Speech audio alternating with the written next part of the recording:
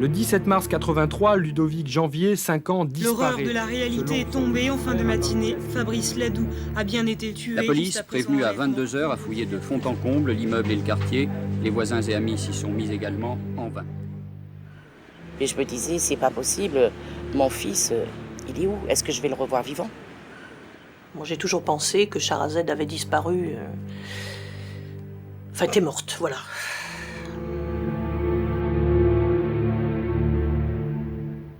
Notre société n'a pas la place pour ces gens-là. Il faut les traquer. Les traquer comme ils traquent les enfants, comme ils traquent n'importe qui. Il ne faut pas les lâcher. On n'est pas dans un conte, on n'est pas dans une histoire, on est dans la vie. C'est des choses qui n'existent pas dans la vie, ce genre de truc. Ça n'existe pas. Un enfant qui se fait enlever, ça n'existe pas dans la vie de tout le monde. Et pourtant, ça nous est arrivé.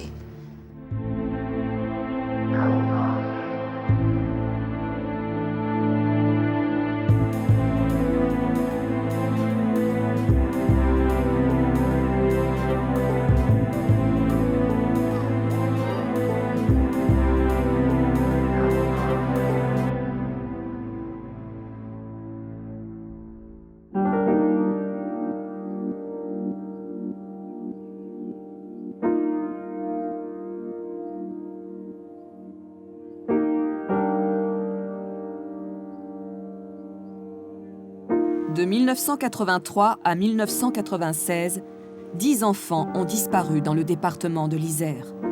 Aucune enquête n'a abouti. Nous allons tenter de comprendre les raisons de cet échec.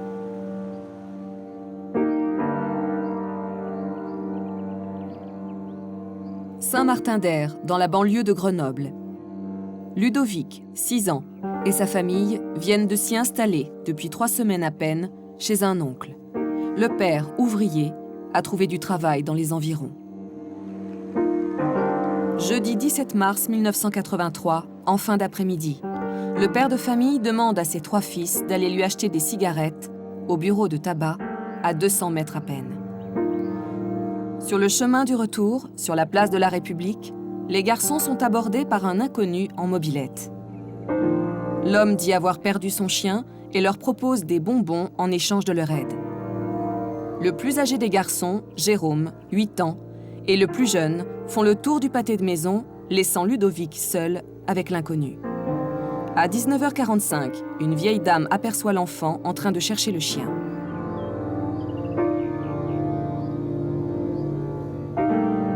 Quelques minutes plus tard, quand les 2 frères reviennent sur la place, Ludovic n'est pas là. Plus personne ne le reverra. Il n'y a ni témoin, ni trace d'aucune sorte. Il a dû être abordé aux alentours de 19h15, 19h30, et les gamins sont rentrés tout de suite. Donc les parents, quelques minutes après, ont pu se rendre sur les lieux, la place qui était voisine, et n'ont vu plus personne. C'est donc ici, place de la République, que Ludovic a disparu jeudi soir vers 19h30, à quelques mètres de la police municipale de Saint-Martin-d'Air, et juste en face de la maison de son grand-oncle où il habite avec ses parents. Le seul témoignage, et il est fragile, est celui de Jérôme, 8 ans, le frère aîné de Ludovic. Il y avait un monsieur qui était habillé tout en bleu, un casque bleu, des rayures blanches et oranges. Où? Sur le casque. Sur le ouais, casque. Et puis Il vous a parlé, ce monsieur? ouais, il a dit, si tu trouves mon chien loup, je t'achèterai des bonbons. Les recherches commencent tout d'abord à se faire sur le quartier, sur tout ce qui est environnement immédiat, avec une fouille systématique des caves, des garages, des lieux désaffectés, des allées d'immeubles, avec le recueil des témoignages des habitants du quartier pour savoir si l'un d'entre eux a pu apercevoir ce fameux individu dont le petit Jérôme a donné le signalement, pour pouvoir orienter les recherches des services de police. Fouilles des environs, perquisitions, vérifications, interpellations, auditions se succèdent. L'emploi du temps d'une trentaine de suspects potentiels est vérifié. Le tout en vain. La mère de Ludovic s'accroche à l'espoir de revoir son fils vivant. Elle lance un appel aux ravisseurs. Je leur dirais de me rendre mon enfant et puis pas de lui faire de mal. Parce que c'est quand même mon fils. Et puis si je l'aime. Mais rendez-moi mon fils. On mérite pas ça. Faut qu'au moins les ravisseurs du contact, qu'il est bien en vie, qu'il est bien vivant, tout, qu'il est en bonne main. Mais on sait rien, on sait même pas.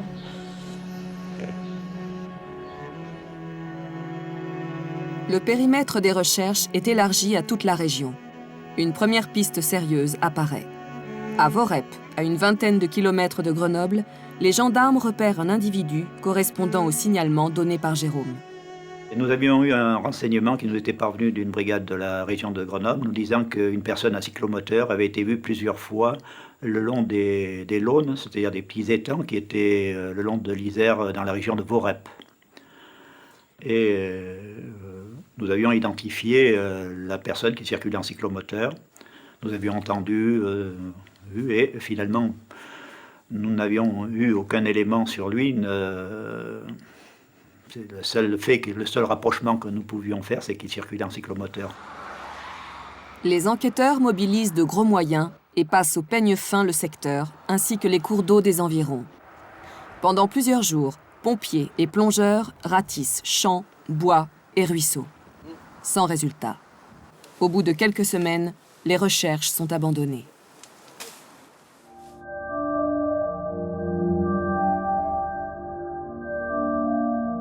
Quatre mois plus tard, à quelques kilomètres de Saint-Martin-d'Air, la cité Adrien Ricard à Grenoble. Les vacances scolaires ont commencé depuis une semaine pour Grégory Dubrul, âgé de 8 ans.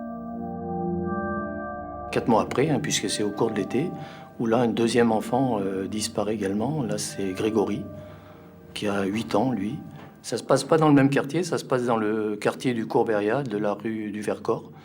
Le gamin joue en bas et le seul rapprochement avec l'autre affaire, c'est que c'est la même heure, c'est aux alentours de 19h30, quoi. C'est à peu près l'heure à laquelle souvent les gamins rentraient, c'est l'été.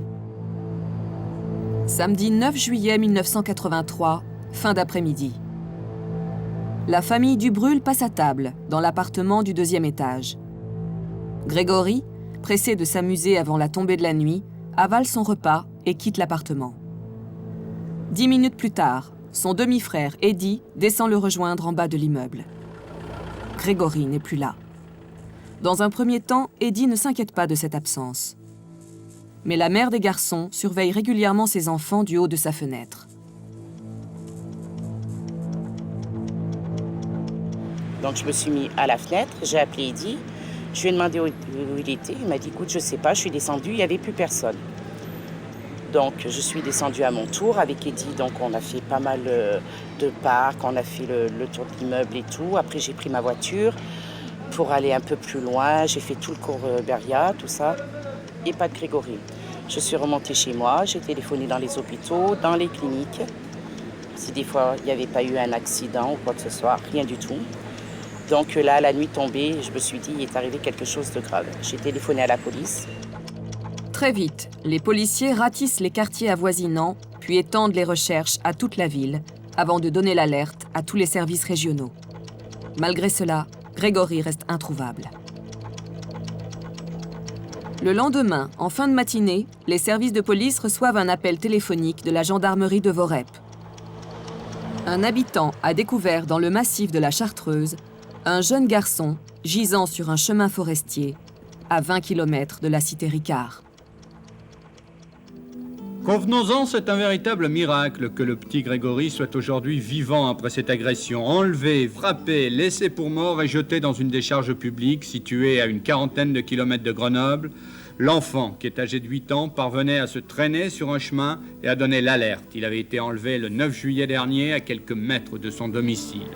Je l'ai pas reconnu, quoi. De toute façon, il était vraiment dans un état... C'était atroce. Il a été ouvert tous côtés.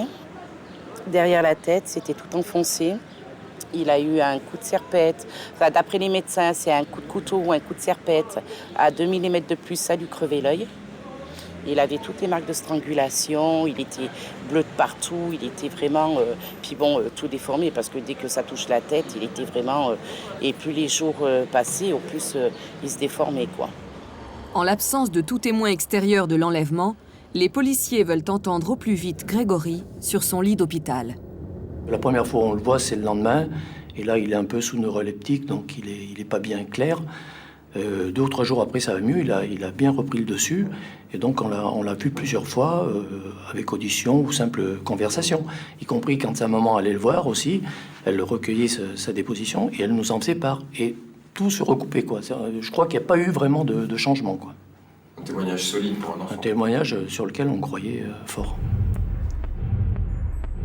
À 19h15, ce samedi, assis au pied de son immeuble, Grégory attend Eddie. Soudain, le conducteur d'une voiture s'arrête et lui fait signe de s'approcher. La voiture, elle s'arrête là. Au petit garçon, je sais pas, il m'a nous l'impasse. Moi, je suis allé, voilà, je lui ai indiqué le chemin. Et il comprenait pas bien. Moi, je dis si, c'est tout simple, c'est comme ça. Ça fait, on va dire, une sorte de S entre les ruines, entre les entrepôts, et puis vous débouchez sur la rue Pierre-Sémar. Allez, monte et tout. Je suis monté avec lui. Donc, arrivé à la fin de la rue en question, moi, je dis, ça y est, c'est bon, je dois descendre là, la rue se termine là. Il m'a dit, non, t'inquiète pas, on va faire un petit tour, je connais tes parents et tout. Mets-toi là par terre, c'est-à-dire là où on met les pieds. Et voilà, et c'est comme ça qu'il m'a enlevé. C'est comme ça qu'il m'a enlevé. Ça, top chrono, 1 minute. Le temps de... Elle mène-nous la rue, voilà, monte avec moi et c'est parti. Voilà. Après, vu que je me suis mis à pleurer, j'étais terrifié. J'étais tellement terrifié, moi, comme une petite souris avec un chat. Et lui, il me parlait pas. Psychologiquement, il était dans son truc, il était en train d'imaginer ce qu'il allait me faire. Je n'ai pas trop regardé des films d'horreur, mais on imagine le reste, quoi. On va pas voir ses parents ce soir. Grégory perd connaissance au fond de la voiture et dit ne plus se souvenir de rien. 20 km plus loin, au col de la Placette, sur les contreforts de la Chartreuse, le ravisseur s'engage sur un petit chemin forestier qui mène à une décharge sauvage. 16 heures après avoir été enlevé, Grégory se réveille, seul, au fond d'un petit ravin de montagne. Moi, j'ai repris connaissance, on va dire que j'étais environ par là. Après, on en a déduit, grosso modo, qu'il m'a jeté de là-haut. Moi, pour moi, c'était énorme, c'était haut. J'avais la tête en sang, comme si j'étais dans un étau. Ma tête était comprise dans un étau, ça me faisait mal. Il y avait plein de mouches de partout. Je mettais ma main, ça fait comme de la gélatine, je sais pas c'était quoi. J'ai même pas pensé à lui ou quoi que ce soit, à ma maman, machin. Vous voulez que je sorte de là. Vous voulez que je sorte de là. L'instinct de survie. L'instinct de survie. Vous voulez que je sorte de là. Je trouve quelqu'un, un humain, quelqu'un qui puisse m'aider, un homme, une femme, n'importe qui, un chien, un cheval, n'importe qui. Vous voulez que je sorte de là. L'instinct de survie. Et pourtant, j'assure, j'étais KO. Au loin, il y avait une maison là-bas. Et c'est ce qui m'a amené que j'ai pris le chemin. Je suis passé par en dessous, tout à la force des bras. J'étais KO, tout à la force des bras. J'ai rampé.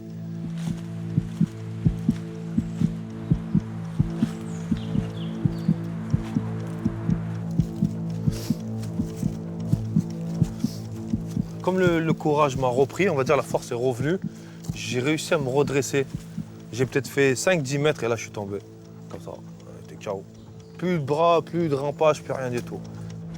Soudain, Grégory entend le bruit d'une voiture qui s'approche. Il se persuade que son ravisseur est de retour. Et tout de suite, je me dis, hey, ça y est, il m'a observé, il a vu que je m'en suis sorti, il va me tuer, tu vois.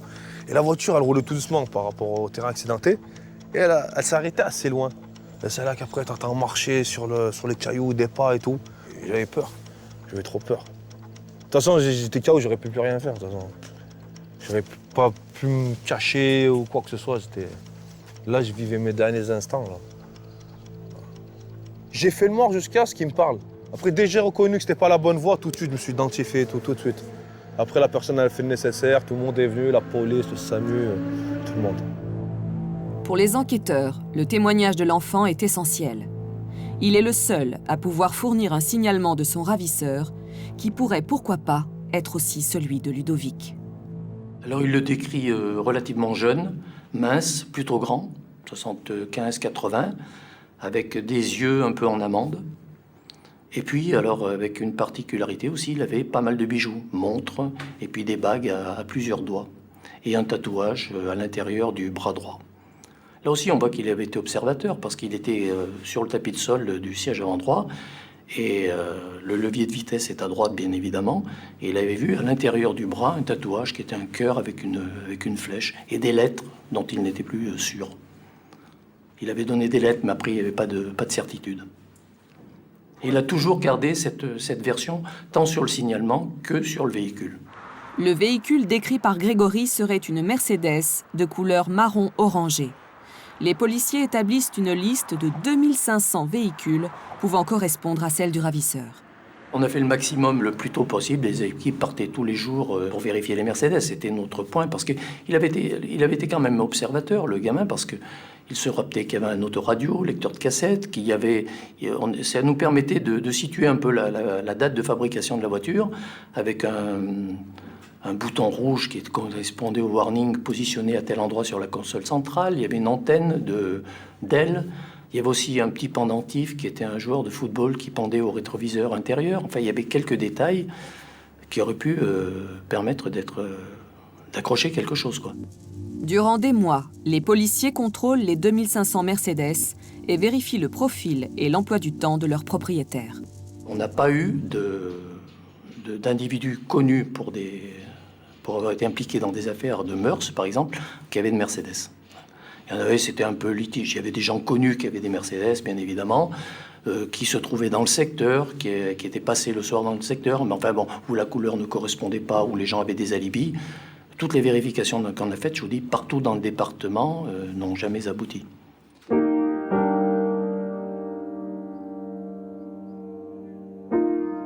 Deux ans plus tard, cité Tesser, à Grenoble.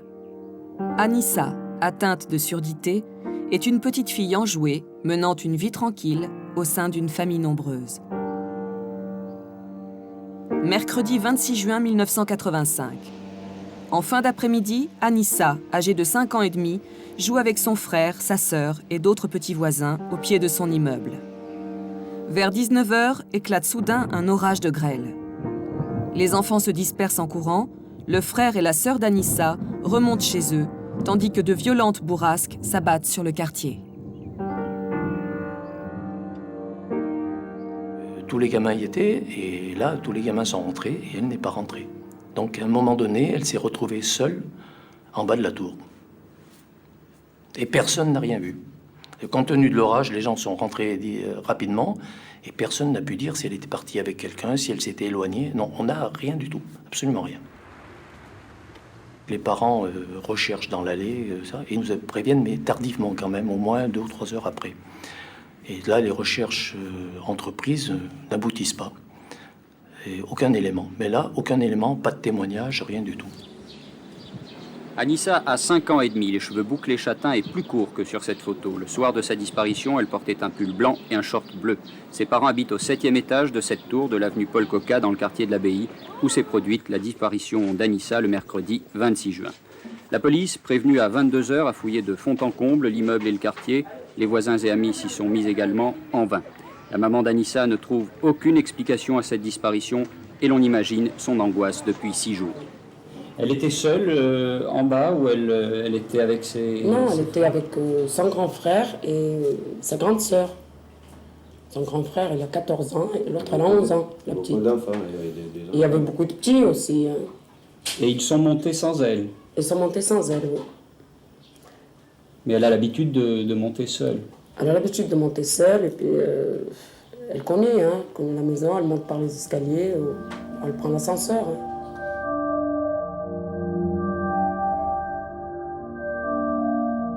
Un mois plus tard, le corps d'Anissa est retrouvé à 50 km de Grenoble, au barrage de Beauvoir. Son corps ne porte aucune trace de coup. Les policiers envisagent toutes les pistes possibles, même celle d'un accident. On se pose beaucoup de questions. A-t-elle été enlevée, a-t-elle été jetée dans l'Isère? Parce qu'elle est morte noyée. Ce qui est sûr, c'est qu'elle était morte noyée, il y avait de l'eau dans les poumons. Donc l'autopsie affirme qu'elle est morte noyée. Alors, on a tout envisagé. On a envisagé qu'avec l'orage, avec vraiment un orage intense, qu'elle ait pu être absorbée par une bouche d'égout. Bon, les vérifications faites, là, avèrent que c'est pas possible. On peut, à la limite, mais on ne peut pas rejoindre l'Isère. Il y avait qu'à proximité de chez elle, quand même, il y avait un collecteur vers le stade de la Poterne où les gamins du quartier jouent. Un collecteur où si on tombe dans le collecteur, là, on peut être conduit jusqu'à l'Isère, puisqu'il y avait un cheminement qui conduit directement à l'Isère. Mais seulement le collecteur, il fallait l'ouvrir. ce qui n'était pas forcément de sa capacité, quoi. Alors, bien sûr qu'après, restait la possibilité de l'enlèvement.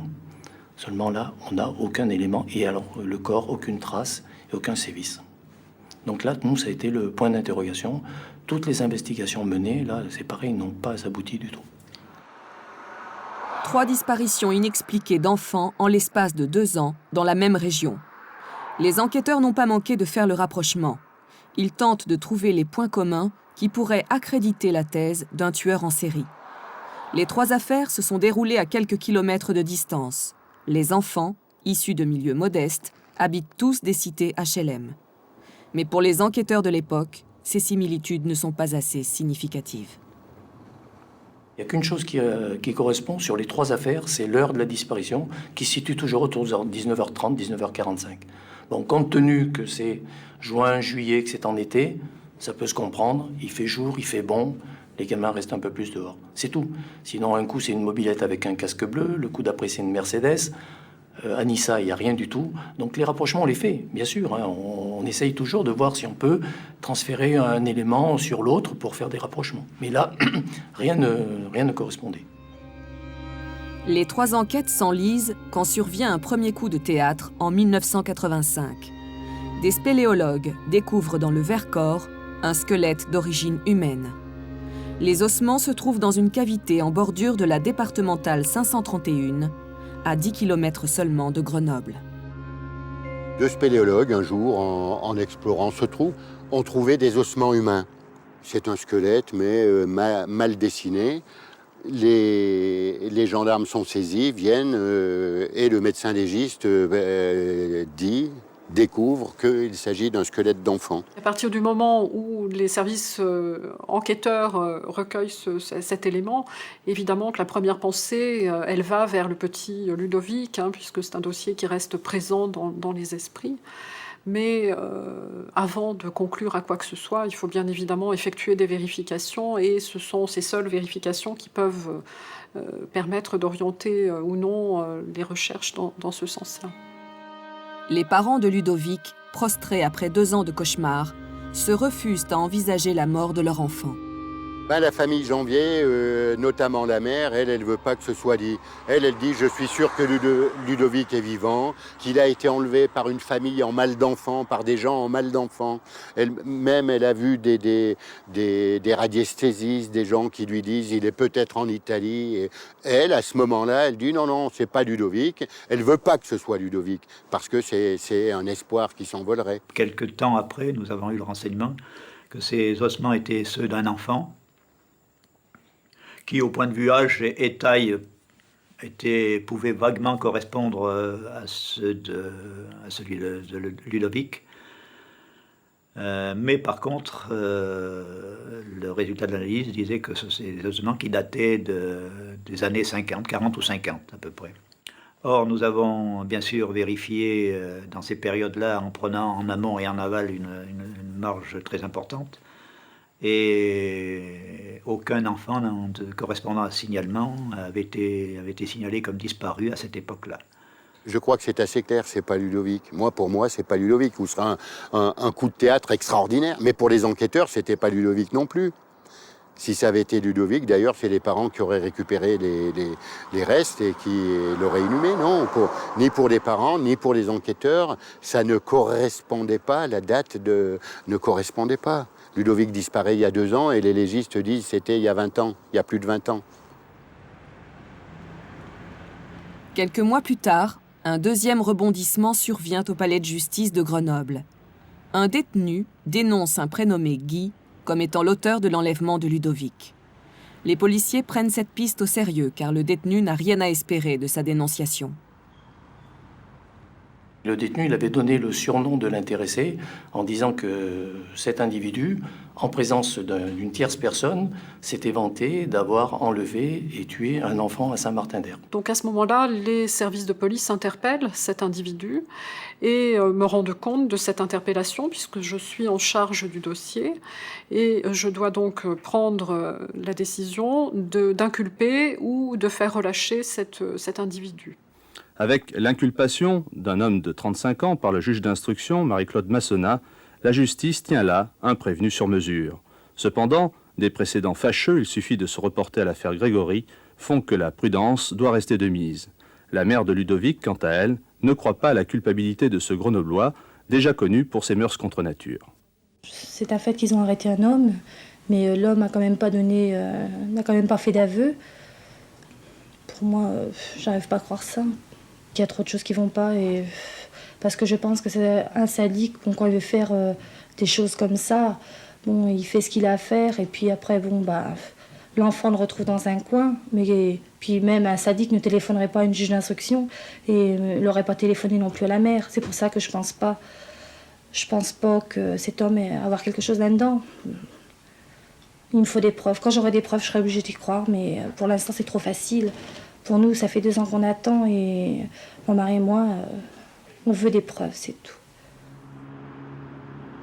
Pour l'heure, les policiers ont de forts soupçons, mais pas de preuves, et encore moins d'aveux. Entraîneur de sport de nombreux enfants, familier de Saint-Martin-d'Air, Guy est réputé fantasque et agité. Lorsqu'ils l'entendent, les policiers et la juge tentent de le faire craquer avec les éléments dont ils disposent.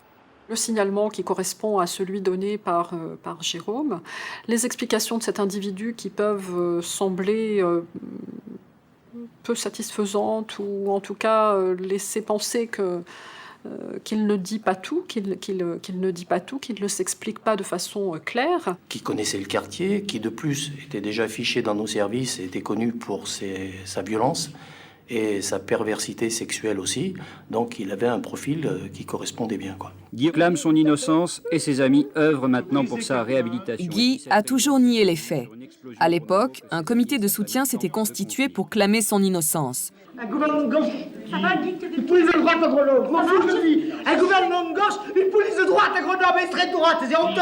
Un gouvernement de gauche, une police de droite à Grenoble, c'est honteux. Une police de droite, un gouvernement de gauche. Incarcéré pour enlèvement et séquestration d'enfants, il entame une grève de la faim. Pour ses avocats, il sert tout simplement de bouc émissaire. Face à de tels drames, la justice, l'opinion publique, les médias, tout le monde a besoin d'un coupable. Mon client pouvait tout à fait correspondre à ce coupable. Ce n'était pas le coupable, c'était un coupable. Et avec lui, on pensait apaiser les tourments de la famille, de l'opinion publique. On pensait lui offrir un coupable. Chacun imaginait bien dès le début que ce n'était pas le coupable. À l'issue de 2 mois d'incarcération, Guy est finalement libéré, faute d'éléments probants ou d'aveux. Un non-lieu sera prononcé en sa faveur 1 an plus tard. C'est toi.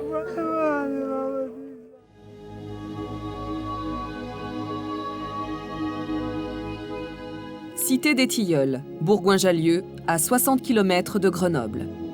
Sherazade, 10 ans, est une petite fille gaie et pleine de vie. C'est aussi une bonne élève qui vient de terminer son année de CM1.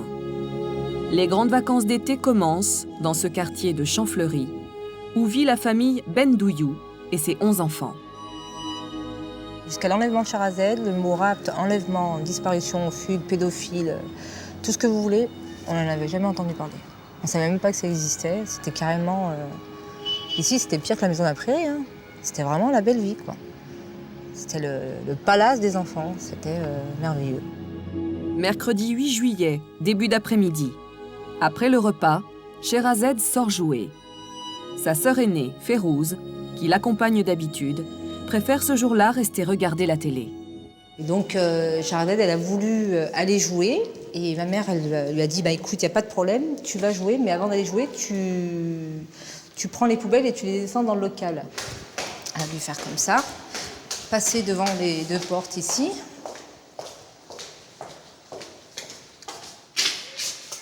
Appuyer, c'était un réflexe. Descendre ici. La porte était beaucoup plus légère. Elle arrive là, et là, il y avait 2 petites portes. Elle les ouvre, et en principe, elle devait vider le carton, le reprendre et remonter à la maison. Sauf que le carton a été retrouvé dans le local à poubelle, et on n'a plus rien d'autre. Plus rien d'autre. Il n'y avait pas de porte là, il n'y avait rien. C'était ouvert, c'était accessible à n'importe qui en voiture. ça menait à l'extérieur. Donc en fait, n'importe quelle voiture pouvait venir et repartir sans que personne ne voie quoi que ce soit. Voilà.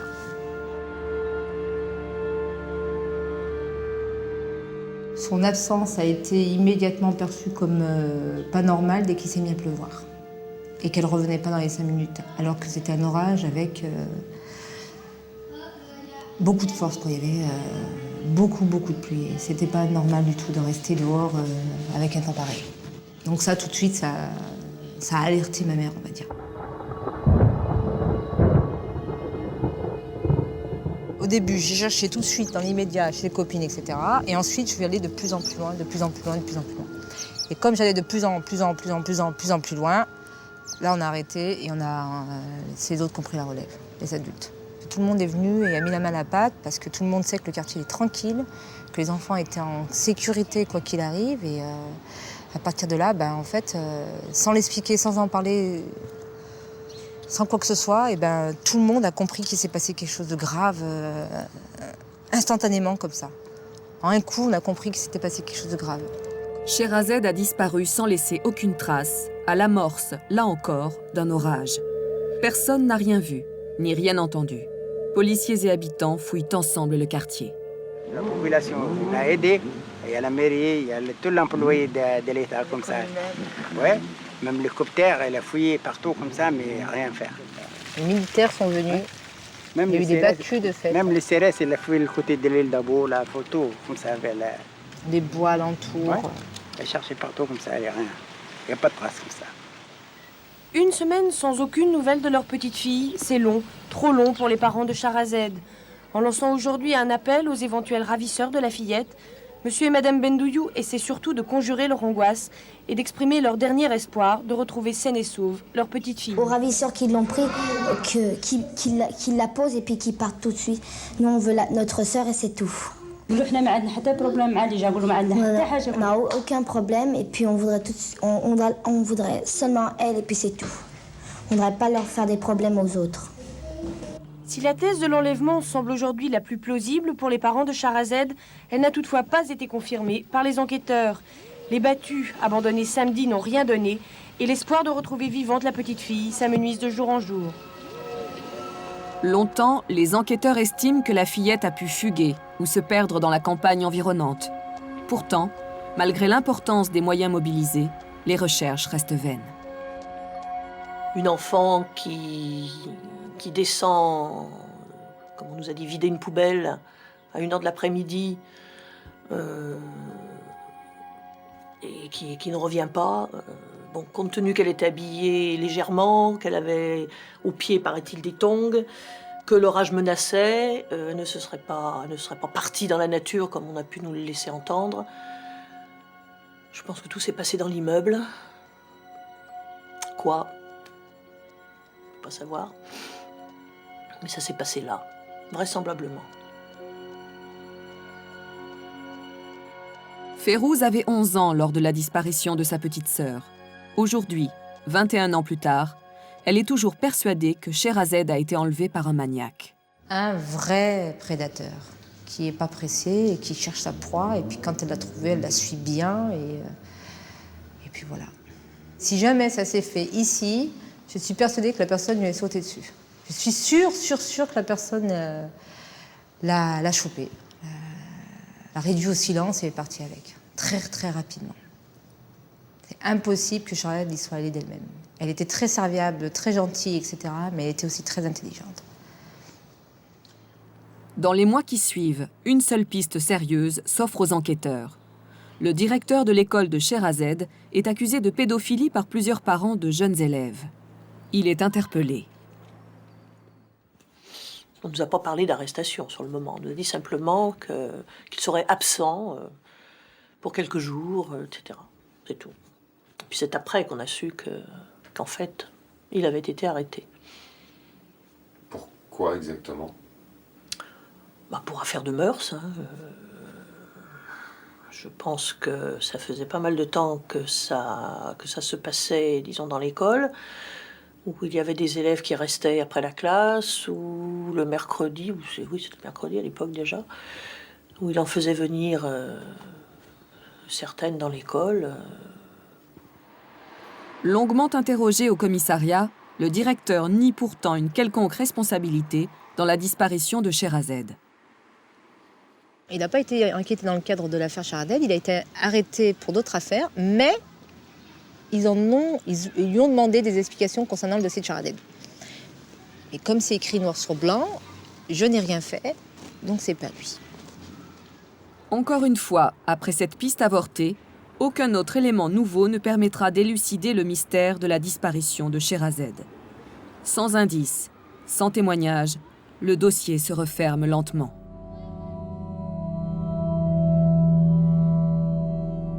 Au cours des 2 années suivantes, 3 autres meurtres d'enfants sont commis dans la région. À l'orée du bois de la Verpillière, 2 agents de la SNCF découvrent mercredi le corps de Nathalie Boyer. La jeune fille de 15 ans, disparue la veille de l'appartement familial de Villefontaine, a été égorgée puis abandonnée sur le petit chemin. C'est dans ce ravin, près de Quai en Chartreuse, à une quinzaine de kilomètres de Grenoble, que le corps du petit Fabrice Ladoux, 12 ans, a été retrouvé. Les enquêteurs penchent toujours pour la thèse de l'enlèvement par un maniaque sexuel sur le chemin de l'école. Enlevé, violé, étranglé, l'autopsie pratiquée aujourd'hui sur le corps de Rachid Bouzian a levé tous les doutes sur l'aspect sexuel du meurtre. Malgré la putréfaction très avancée du cadavre par la canicule, les médecins légistes penchent pour la strangulation. Avec cette affaire ressurgit aussi la crainte des parents dans la région grenobloise. 6 mystères demeurent concernant des enfants. Seule corrélation entre ces affaires, l'absence d'inculpés ou même de suspects. De 1983 à 1990, 7 enfants ont disparu. Seul Grégory a été retrouvé vivant. On n'a jamais retrouvé la moindre trace de Ludovic et de Sherazade. On a retrouvé en revanche les corps, souvent atrocement mutilés, d'Anissa, Nathalie, Fabrice et Rachid. Seule Anissa n'a pas subi de sévices sexuels. Des meurtres, des enlèvements, des disparitions d'enfants, c'est quand même grave. Dans un même secteur géographique, il y a au maximum 60 km de rayon. Dans ce même secteur, entre 83 et 96, il y a des affaires d'enfants non élucidées. C'est quand même c'est mystérieux. Et tous les policiers et les gendarmes qui ont travaillé sur ces affaires ont fait le maximum pour solutionner ça. Sont eux-mêmes des pères de famille, des histoires d'enfants, ça les booste, quoi. Je veux dire, il faut trouver ces gens. Il y a un tueur ou des tueurs dans l'agglomération. Dans cette agglomération, c'est leurs voisins, peut-être, c'est difficile, c'est pas comme le banditisme. Ils ont fait tout ce qu'ils pouvaient sur ces affaires et aucune n'a été élucidée. C'est grave tout de même. Certains enquêteurs ont fait valoir que tous les crimes avaient eu lieu le long des autoroutes A48 et A43, le grand axe routier qui traverse l'Isère. D'où cette idée que le ou les criminels pouvaient venir d'une toute autre région. Des criminels peuvent justement essayer de se dissimuler dans ce flot pour agresser des enfants et y revenir très vite. On peut avoir des agresseurs qui viennent de Lyon, on peut avoir des agresseurs qui viennent d'Italie, on ne sait pas aujourd'hui. Ce qu'on sait, c'est que ces axes routiers peuvent nous faciliter les déplacements de ces criminels. On peut donner une indication. Si vous habitez Clermont-Ferrand, si vous habitez Mâcon ou Lyon, en quelques heures, vous êtes sur place et vous disparaissez en quelques heures. C'est le long de l'A48 aussi que vont avoir lieu 2 nouveaux crimes. À 5 ans d'intervalle, dans la même ville, Vorep, à 20 km de Grenoble, 2 fillettes disparaissent.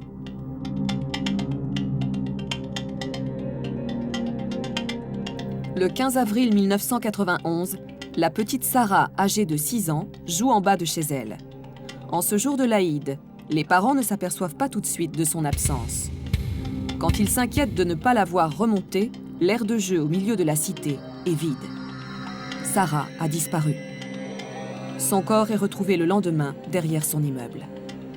L'autopsie confirme que la fillette a bien été étranglée et qu'il y a eu tentative de viol. Le corps a été découvert hier matin dans ce bois à 200 mètres du domicile de Sarah. Une proximité qui pourrait laisser penser que le crime a été commis par un habitué des lieux. Mais pour l'instant, les enquêteurs ne veulent privilégier aucune hypothèse.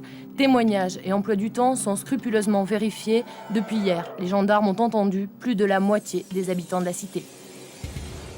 C'est une famille qui avait a priori aucune histoire, il n'y avait pas de raison de lui en vouloir, il n'y avait pas de raison de s'attaquer comme ça à une gosse vraiment qui avait tout pour elle et qui n'avait rien fait. Vraiment, ça paraissait hors de propos. Donc cette émotion s'est transformée en gros point d'interrogation.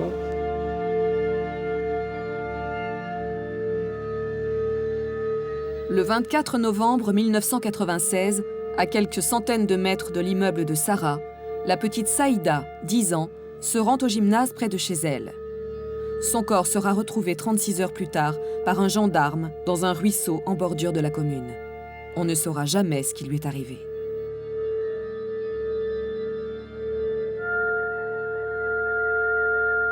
Ludovic, Grégory, Anissa, Sherazed, Nathalie, Fabrice, Rachid, Sarah, Saïda et le petit Léo, disparu lui aussi en 1996 lors d'une randonnée en montagne au sud de Grenoble. Tous ces enfants ont disparu ou ont été tués par un ou plusieurs criminels qui n'ont jamais été identifiés. Avec le recul du temps, apparaissent encore plus clairement les nombreuses similitudes entre la plupart des dossiers. Il existe plusieurs ressemblances. Ils sont d'abord d'origine maghrébine. Ils sont sensiblement du même âge, une fourchette d'âge qui est quand même assez réduite. Ils vivent dans des ensembles immobiliers, dans des HLM qui se ressemblent, dont l'architecture est très semblable, dont la population est sensiblement la même dans chaque ville, dans la même région. Ils disparaissent tous à des moments qui sont très particuliers, puisqu'en matière de pédophilie, on voit que les agressions d'enfants se font souvent à la sortie de l'école ou sur le chemin de l'école. Il se trouve que ces enfants-là, dans l'Isère, ça n'est pas sur le chemin de l'école, ça n'est pas à la sortie de l'école, c'est à d'autres moments où leur emploi du temps leur permet d'être à proximité de ce criminel-là, mais ça n'est pas à la sortie de l'école. Donc c'est des gens qui ont pu les approcher d'une certaine façon, et ça c'est très intéressant. Faut-il y voir pour autant l'ombre fantomatique d'un unique et insaisissable tueur en série? Les enquêteurs en ont depuis longtemps écarté l'idée. Vous savez, le temps, c'est facile, 20 ans après, de dire, ben oui, de faire un rapprochement, ça paraît simple. On publie 10 photos les unes à côté des autres, et ça paraît très rapproché dans le temps. Mais en fait, il y a de l'eau qui coule sous les ponts tout de même. Et 2 ans, ça paraît court, longtemps après. Mais à l'époque, on est d'abord sur une affaire, et puis on l'oublie un peu. Hein, et puis 2 ans après, c'est une autre affaire. Et puis 3 ans après, encore une autre affaire. Et puis en 96, entre 83 et 96, on ne fait pas forcément des rapprochements, non. Pour ces 10 affaires, on ne parle pas d'un tueur en série. Mais il peut y avoir plusieurs auteurs. Et un même auteur peut avoir commis plusieurs crimes. Oui, ça c'est évident. La dispersion des dossiers entre plusieurs juges d'instruction et plusieurs services d'enquête n'a pas permis de réellement comparer chaque détail de chaque affaire, ce qui laisse la porte ouverte à toutes les hypothèses. À partir du moment où on n'a pas identifié ce criminel depuis 15 ans, 20 ans, on a des chances qu'il ait recommencé. Et c'est pour ça que je dis qu'il peut y avoir des criminels en série dans cette région et dans ces séries. En fait, ces séries nous montrent que quelque part, quelque chose ne fonctionne pas et qu'on n'a peut-être finalement pas trouvé ce tueur parce que c'était quelqu'un qui peut-être bougeait et qui commettait plusieurs actes. Il peut y avoir un ou plusieurs tueurs. Il peut y avoir plusieurs tueurs qui se sont rassemblés sur plusieurs cas. On peut avoir des tueurs en série avec des complices. On l'a suffisamment expliqué aujourd'hui, je pense, pour qu'on sache que, contrairement à ce qui est dit, les tueurs en série ne sont pas forcément seuls. Donc on peut avoir un groupe de tueurs qui a pu s'attaquer à plusieurs enfants. En 2005, les dossiers des disparus de l'Isère vont peu à peu ressurgir du néant. Et cela grâce à l'obstination de Férouz, la sœur de Sherazed. 20 ans après la disparition de sa sœur, la jeune femme cherche toujours des réponses. Elle a ainsi compris que les investigations menées pour tenter de retrouver la trace de Sherazed avaient été arrêtées en 1988, 1 an seulement après la disparition, et sans que la famille n'en ait été avertie. Depuis, elle épluche inlassablement, feuillet après feuillet, les seules 80 pages du dossier judiciaire de sa sœur. J'ai mis beaucoup de temps à comprendre que finalement, ils avaient stoppé les recherches en 88 sans dire quoi que ce soit à qui que ce soit. Voilà. Alors, malgré les nombreuses recherches effectuées, le corps de Sherazed n'a pas été retrouvé. Il n'a pas été possible de déterminer si la disparition de Charazade était d'origine criminelle ou était due à une fugue ayant mal fini. Dans la conclusion, ils disent que quoi qu'il arrive, si le fait de fermer le dossier dans le 88 ne veut pas dire qu'on en arrête là. En fait, le gars il est en train d'expliquer que de toute façon, ils sont sensibilisés par cette disparition et qu'il y aura des liaisons qui vont être assurées, et que de toute façon, quoi qu'il arrive, s'il y a d'autres cas qui arrivent après, on rouvrira automatiquement le dossier de Charazade. Or, ça n'a jamais été le cas. Jamais, jamais, jamais, le dossier a été rouvert. Pourtant, il y a eu beaucoup d'enfants enlevés après et malheureusement assassinés à la suite. Et il n'y a jamais eu de lien ni de corrélation fait entre celui de Charazade et les autres. De manière générale, ces dossiers étaient abandonnés. On ne cherchait plus la vérité dans ces affaires, au point que certaines pièces ont disparu, que les dossiers ont été très difficiles à retrouver. Plus personne ne s'intéressait à ces enfants morts ou disparus. Férouz et certaines autres familles de disparus se regroupent et harcèlent les autorités judiciaires afin d'obtenir la réouverture des enquêtes. Au printemps 2008, la procureure générale de Grenoble décide la création de la cellule Mineurs 38. 12 gendarmes vont tenter de recouper toutes les informations des dossiers et de les mettre en perspective. C'est la première fois qu'on accepte de dire on prend une série de dossiers qui ont en commun, je dirais, le profil des victimes, des enfants, et on essaye de retravailler dessus, de les mettre en perspective, de prendre des analystes criminels qui vont réfléchir à ce qui peut rapprocher ces dossiers ou les éloigner.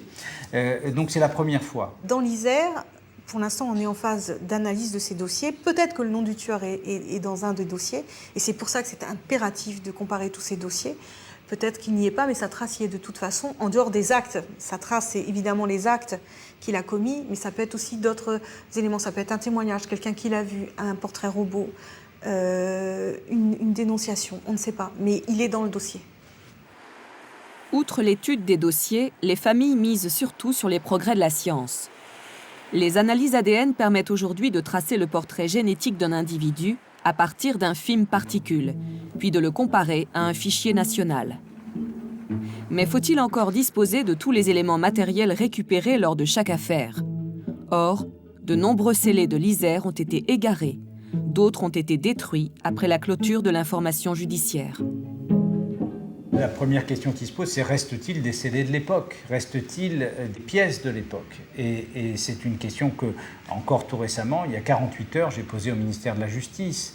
On détruit aujourd'hui légalement en France des preuves de crimes dans tout un tas d'affaires sans utiliser les nouvelles techniques de police scientifique pour trouver l'ADN. Donc malheureusement, dans ces dossiers, on peut penser que beaucoup de scellés, de pièces ont disparu. Il se trouve qu'à Grenoble, effectivement, le tribunal avait déménagé, qu'il est possible qu'on ait perdu des scellés. Ça fait 1 an qu'on demande ces scellés. On n'abandonnera pas ces demandes-là. Ils sont très importants, surtout dans l'affaire Grégory, puisque dans l'affaire de Grégory, il a été manipulé par son agresseur. Il est possible qu'on puisse retrouver des traces d'ADN selon la conservation de ces scellés. Donc on demande évidemment la recherche de ces scellés. Avec tous les éléments que Grégory a pu donner, il y a quand même eu des scellés, il y a quand même eu du sang. Il y a une lanière qui est pleine de sang, sous scellé. Il y a une pierre avec du sang. Il y a ces vêtements aussi qui sont surscellés. Vous allez quand même pas me dire que sur tous ces trucs-là, qui est que les empreintes de mon fils. L'énigme des disparus, qui plane sur l'Isère depuis les années 80 et 90, va peut-être rendre une part de son mystère. C'est aujourd'hui, 20 ans après, le seul espoir qui reste aux familles. L'espoir qu'un ou plusieurs de ces meurtres d'enfants non résolus le soient enfin, un jour. Une affaire non résolue. Il y a beaucoup de déceptions. C'est terrible pour les parents des victimes, bien évidemment, qui peut-être, comme on dit traditionnellement, ont du mal à faire leur deuil. Mais c'est très pénible aussi, très difficile aussi pour les enquêteurs, parce qu'on fait le maximum. Et alors quand on n'arrive pas à résoudre une affaire de cambriolage, voire de braquage, on est déçu, certes, mais enfin, c'est un braquage matériel. Quand il y a vie et vie d'enfant de surcroît, c'est très difficile à vivre. Moi, je suis extrêmement optimiste quand on ouvre des dossiers. Plus ils sont anciens, plus je crois aujourd'hui, et je voudrais aussi combattre cette idée des 48 heures après lesquelles on ne peut plus rien faire. Plus ils sont anciens, plus je crois qu'on a de chances de trouver la vérité, de trouver ces criminels de savoir ce qui s'est passé, pour une raison simple, c'est que plus le temps passe, plus il y a des éléments qui se sont accumulés contre le criminel. Et ça, ils ne le savent pas toujours. Moi, c'est vrai qu'il m'a enlevé. C'est vrai qu'il m'a, on va dire, défiguré un petit peu. Il m'a éclaté le crâne, il m'a jeté. Mais je suis pas mort. Donc, il s'est loupé. Il s'est loupé, en vérité. C'est pas un professionnel. Il s'est loupé. Il s'est loupé, en vérité. Il a fait une erreur. Pour l'instant, ça fait 30 ans qu'il court. Mais peut-être qu'il va pas courir très longtemps. Peut-être que maintenant, il court sur les genoux, on sait pas. Il va pas courir très longtemps.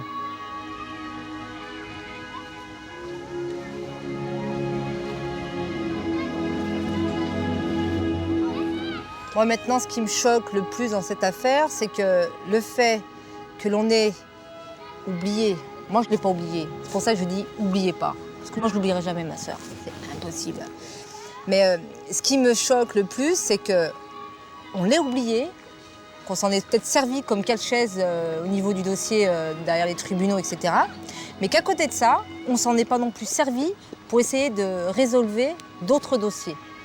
Moi, ce que je crains au jour d'aujourd'hui, c'est qu'on découvre que finalement, l'assassin, entre guillemets, s'il y a assassinat de ma sœur, parce qu'on n'a toujours pas de corps, eh ben, qu'il ait commis des actes complètement dramatiques vis-à-vis des affaires de Grenoble. Et ça va me faire drôlement mal, parce que je le sens gros comme une maison, quoi. Je le vois gros comme une maison. Un assassin, il n'assassine pas qu'une fois.